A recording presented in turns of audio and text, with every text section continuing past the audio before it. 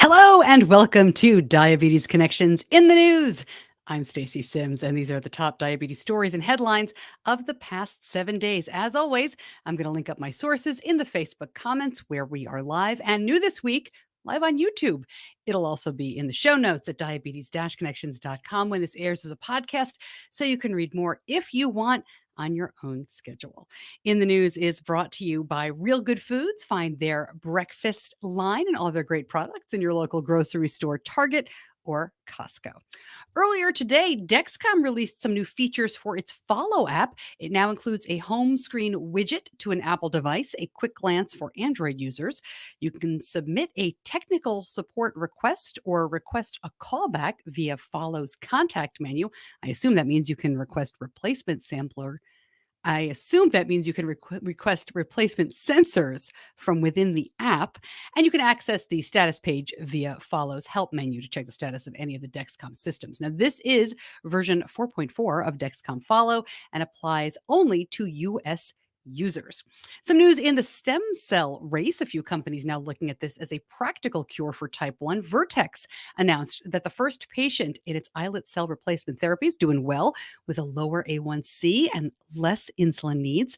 The person is on immunosuppressive therapy and does still need to use insulin, although 90% less. Now, this caught my eye because this person was diagnosed 40 years ago. This is not a recent diagnosis. This person also had incredible hypoglycemia, up to 5 episodes a day. Pretty much they have their life back now. Now, one person does not make a cure, but it's good to see these therapies moving forward. You may recall Vertex acquired Sema and joins ViaCyte, which has an encapsulated stem cell system. The hope for all long term is that no immune suppressants would be needed. A new eye scan that could help diagnose diabetes is moving ahead. British based startup Acuity has received investment funding for the Acuity Indigo, a non contact optical glucose meter. The company says it's different from the failed Google contact lens. The Google version measured fluid, but the Acuity looks within the eyeball. The company says, quote, "It is a transparent, stable environment whose glucose levels correlate with those of the blood." The Acuity Indigo sends a faint beam of light into the eyeball and measures the light that bounces back into the device. It can infer glucose levels in the eye based on the refraction of the returning light. Medtronic is in talks to snap up what sounds like a pretty advanced patch pump from an Israeli company called Triple Jump. The Triple Jump system has a compact, fully portable, battery operated miniature insulin pump and handheld controller.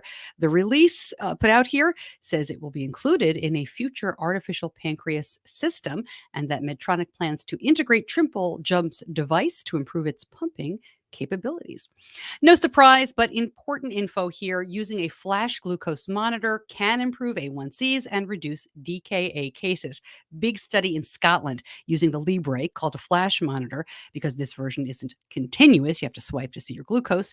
The technology has been free in Scotland since 2018. So use in people with type 1 went from about 3% in 2017 to 46% in 2020. Improvement was seen across all ages, genders, and socioeconomic lines. Also, improvement was seen regardless of prior or current pump use, completion of a diabetes education program, or early flash monitoring adoption.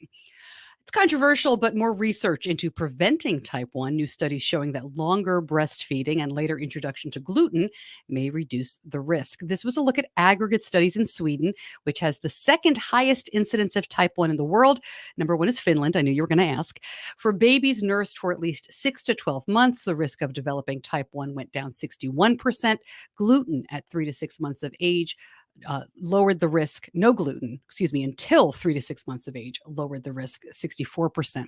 The studies also pointed to a protective effect of vitamin D supplements during infancy. These researchers are careful to say this is not definitive, but instead points to the need for more studies of babies' diet and vitamin intake and the risk of type 1. And some early news about type 1 diabetes, pregnancy, and the gut microbiome. This study shows pregnant women with type 1 had a decrease in good gut bacteria. Excuse me. a decrease in good gut bacteria and an increase in bad gut bacteria that promote intestinal inflammation and damage to the intestinal lining. These changes could contribute to the increased risk of pregnancy complications seen in women with type 1. This is very early on.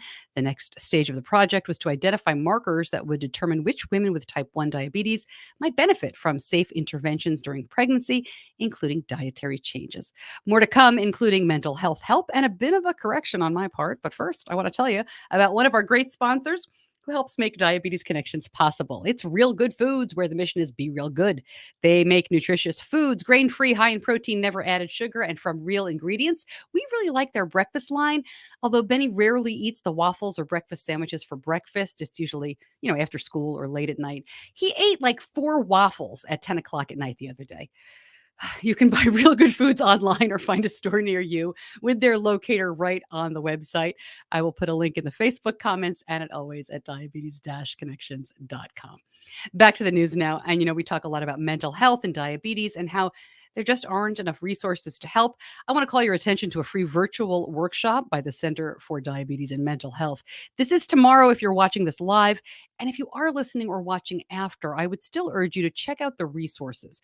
This is from Dr. Mark Heyman, who I've had on the show. He's got his own podcast. Dr. Heyman is a diabetes psychologist, certified diabetes care and education specialist, and he lives with type 1. And I have a bit of a correction to last week's news. I had speculated whether the Dexcom Garmin partnership, which uses the name Connect IQ, had anything to do with Tandem's Control IQ. Well, I heard from a lot of you. Apparently, Garmin's whole app system is just called Connect IQ, and it has been for years. But I did get that interview with Dexcom I had mentioned. So that will be our long format interview episode coming up on Tuesday. And that's a chat with the Chief Technology Officer of Dexcom. The episode out right now is all about Halloween. It's an Ask the D-Mom conversation with my wonderful friend, Maura McCarthy. We talk about everything from candy to getting your kids' insulin pump under the costume to the sugar-free stuff from well-meaning neighbors. And that is the episode out right now. And that's in the news for this week. If you like it, please share it. Thanks so much for joining me, and I'll see you back here soon.